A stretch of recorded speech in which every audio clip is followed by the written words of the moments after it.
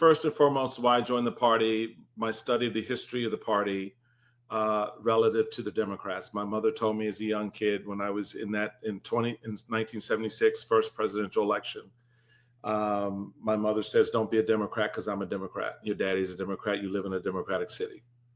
Go out and discover for yourself who you are, what you believe. That's your orientation. That's your North Star. And I did.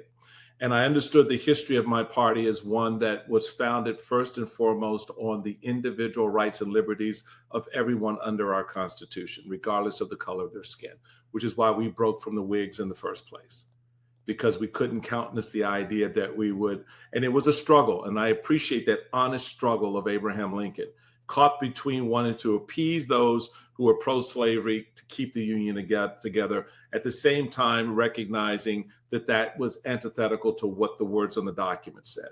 And so I appreciate that struggle, and I appreciate the party that struggled with that. And so, and then coming out and saying that I, as a Black man, am as valued and as important to this country as the white man.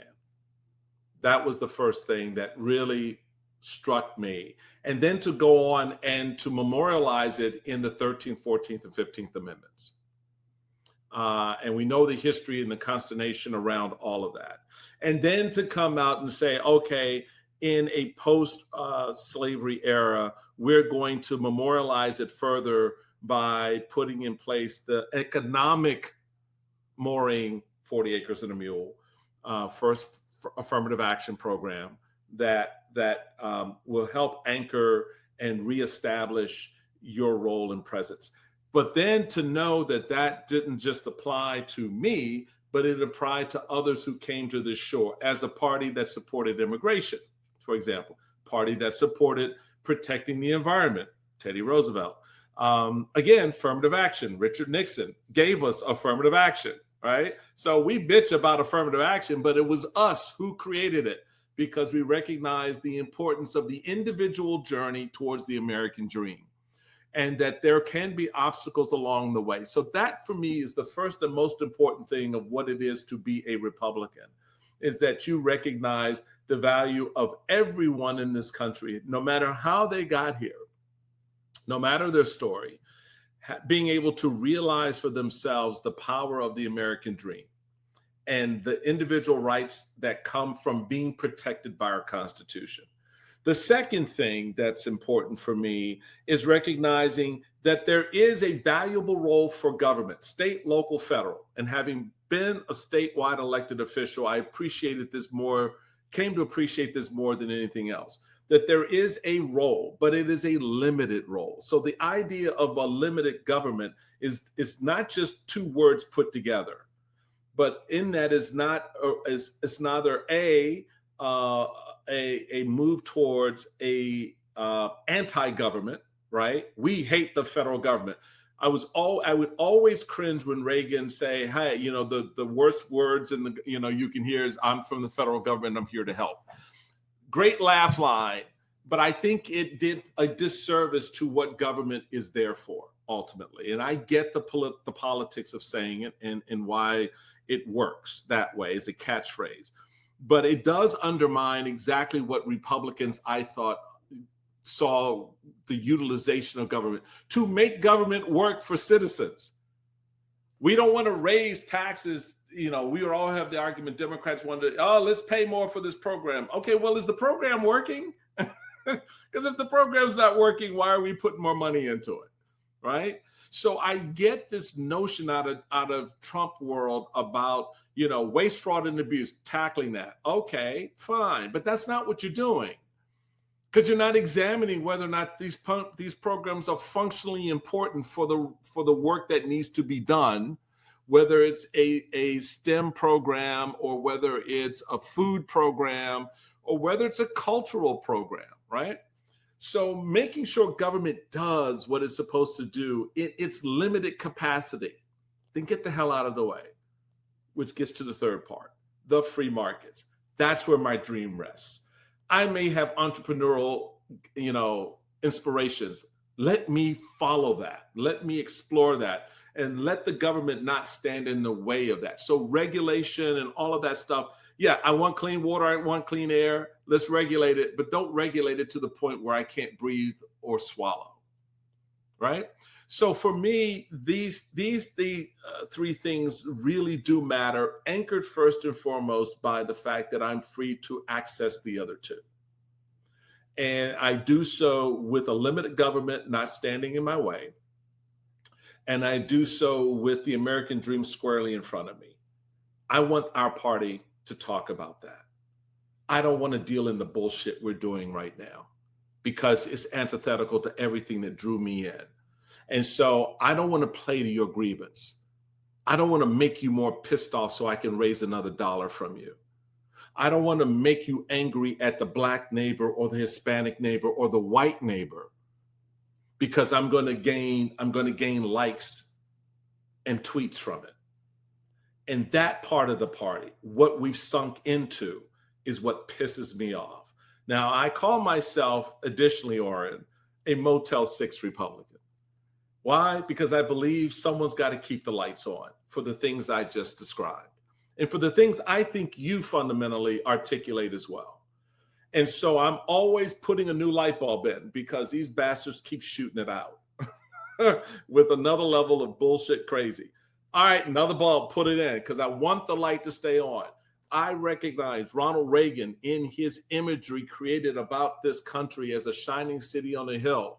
The rest of that story is you and me, Oren, my Democratic neighbors, the individual who just came to the country, however, legally or illegally. Why did they do that? Why do we do what we do? Because we are the light in that city. And we need, as a party, we once talked about the country in those terms, right? The last great effort under the Bush administration to do something on immigration, conservatives killed it. The last great effort to do something about immigration after we bitched all day, all for 4 years about it, right? Conservatives under Trump killed it. So every time we have a chance to make the light brighter, we shoot the bulb out. And that frustration, that tension for me is why I stand where I stand in opposition to what this party in its current iteration is doing. But I stay. I get it all the time, man. Why are you still Republican? Because of the things I just said. Why won't you leave? Because I don't believe in what the other side is doing. I don't philosophically align with Democrats. I'm pro-life, right? And I'm not going to go down that rabbit hole. I want clarity. Right. But I'm also against the death penalty because I'm a Catholic Christian. And guess what? Life is life, regardless of whether it's in the womb or a jail cell. So these things for me are animated by the philosophical thread of a republicanism, flawed and fraught as it was, that inspired a 17-year-old Black kid growing up in D.C. to join the party. And it started with a man named Lincoln who had a friend named Frederick Douglass that helped shape the party that stood about individual rights, liberties, and freedoms. Because without those three things, I don't care what your tax bracket is. It doesn't matter. It doesn't matter whether or not we like Putin or play with Stormer in Great Britain. So that's kind of where my head is. And which is why I appreciated your engagement with Jon Stewart, because at various times in your conversation, I heard me. I felt my brand of republicanism. This is a thread, it's like, okay, yes, this is what it's about. This is why we say and do what we do. And a lot of my resistance to Trumpism and MAGAism, because I think it is not genuine. It's performative. It's reactive. It's theater.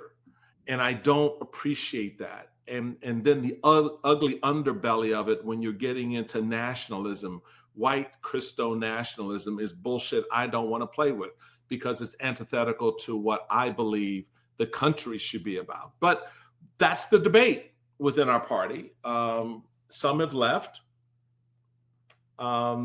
Others stay because they're crazy like me. Others stay because they're trying to offer up a philosophy and an understanding, and that you present. And so we see all these things kind of playing out, man. And it's exciting on one hand, it's frustrating as hell on another. And but I believe I can still have more say inside my tent than going outside and being mad at it. And that to me is not what Republicans should do. That's very interesting. Well, I know we're running out of time. I want to make two quick points about. Sure. About I'd love to hear your feedback about that. Well, so I went off on a soliloquy. You opened the door, baby. I'm living with this every day. So no, it's super interesting. And the two things I would say about it: one, your description about the things that you valued in the Republican Party and are most important to you, were all about process. They were all about the means. None of them actually spoke to what substantive ends or outcomes you want to see for people. And I think that's a huge, huge problem with the way that the Republican Party had been operating, because it really allows you to avoid a lot of the trade-offs that other people struggle with. So I could take everything you just said and say, well, that's great. That's why we should embrace free trade with China, right? It is optimistic and forward-looking, and it's takes a welcome global view rather than a nationalist one, and it's going to provide a lot of opportunity. It's going to uplift maybe hundreds of millions of people around the world. It's going to mean more consumption. You didn't actually give me anything to grab onto that would acknowledge that there was anything wrong with the path that the Republican Party was on. And so I think a real important. Okay. Don't get that twisted. I mean, I get all the time when I start to apply what I just described to you to everyday life. And this is where coming actually, because a lot of people flap their lips because they're in offices where they don't have to take responsibility for shit. Congressmen don't take responsibility for shit. Senators don't take responsibility for anything. Governors do. Go talk to Republican governors and lieutenant governors. Go talk to Republican county executives. When you're on the ground, go talk to Republican mayors. That's where the application of what you believe confronts the reality of someone's condition and situation. No, I didn't give you all of that. Now, if you want to pull back that onion, that's a whole nother show, because then I'm going to confuse the hell out of you, because there are going to be some things where I'm going to go, the Democrats got that shit right. Right? And we need to acknowledge that and not get stuck on that stupid pretending that we can't move towards working with unions. And I was really happy to hear you say that earlier, because that's not process, that's reality. Workers matter. And if they need to be, I grew up in a household where my mother said to me that one of the worst things she ever decided to do was not join the union when it was offered at the laundry in which she worked. And she went through that process, and I went through that process with her, and I began to appreciate why she suddenly valued what that would have meant to her and her family as she sat there retiring on minimum wage and trying to put me through Catholic grade school and high school and Johns Hopkins University, making minimum wage, as opposed to what could have been had her laundry embraced a union that would have fought more for her worker rights so she could better feed and educate her family. So I get those storylines. I just gave you top line shit. We want to get down into it. The application is where you take that philosophy of a limited government. Okay, now it's going to confront the reality, as I did as a lieutenant governor, when a young woman said, hey, I'm about to lose my home, trying to do a program to improve myself because I can't pay my rent, because when I come to this class, my employer docks my pay because I'm not there. And so therefore my paycheck is short and I can't pay my rent. Okay, now I had to deal with that, and I did. And I put government to work on her behalf. A lot of my Republican friends would go, well, then she needs to go find something else to do. And so when we lose sight of that connective between what I described as those three philosophical things, dealing with the practical reality of life, that's where I think we kind of have veered off. And so I don't want to leave you with the impression that it's all process for me. It isn't, because I had to run a government, I had to balance budgets, I had to do all the things that I wanted to do, that I was asked to do by the governor and by the people when I was in office, and having to confront every day the real life example that people lived out. And so, yeah, I can wax poetically about, free trade markets and all this other stuff. But shit, at the end of the day, someone's got to put food on their table. And if my party stands in the way of that, then that's a problem, when we don't acknowledge that they have to put food on their table, because we're stuck on this idea that everyone should pull themselves up by their bootstrap. So I said to Jack Kemp, last point, one of the last things I did together with Jack Kemp before his death was a house party in Bethesda, Maryland. And Jack Kemp being Jack Kemp, such an incredible guy. You know his thing about a rising tide lifts all boats, right? But you know where my Republicanism had led me by that point as a young man? I remember saying to Jack as we're walking out of the house, I said, man, I really appreciate that, but it caused me to think about one thing. What do you do if you don't have a boat? I said, we can't be just about telling people that a rising tide is going to lift all boats, pull yourself up by the bootstrap. Well, I got boots.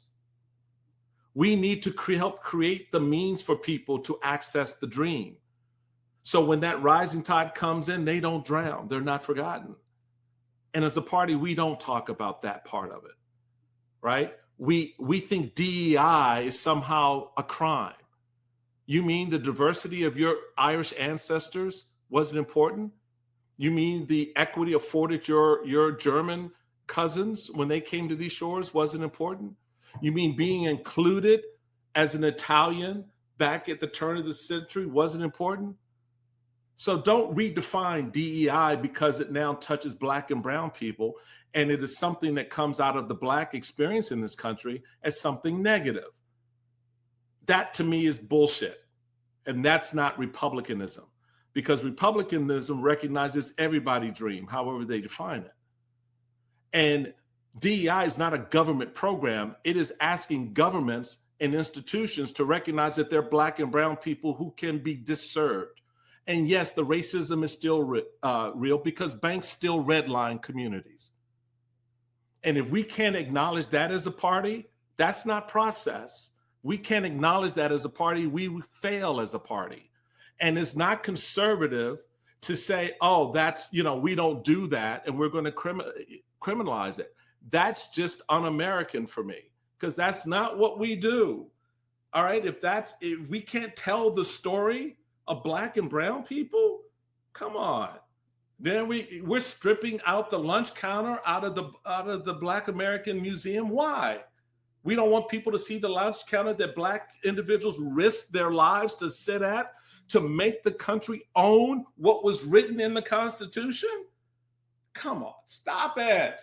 Why are we doing that? Look, that's a very interesting interpretation of the DEI issue in the country. That interpretation is what they're telling us. Well, that interpretation, you're telling me what it is. It's just very funny to hear you say something like DEI is not a government program when obviously a huge problem is the extent to which the government did make it a government program. But I do want to make just the one final point, sure, which is I think the point you made about what attracted you to the party, I think is really interesting. What is striking to me about the Trump approach, including what he says about DEI and so forth, is literally how many times more 17-year-old Black men are attracted to it than are attracted to the version that attracted you. And I'm very curious what you make of that. Look, I'm playing to your machismo. Look, I can tell you what that is. I mean, it's a whole lot of things. I'm playing, I'm offering up gold lame tennis shoes because you think that young Black men are into sneakers. I'm playing up, we're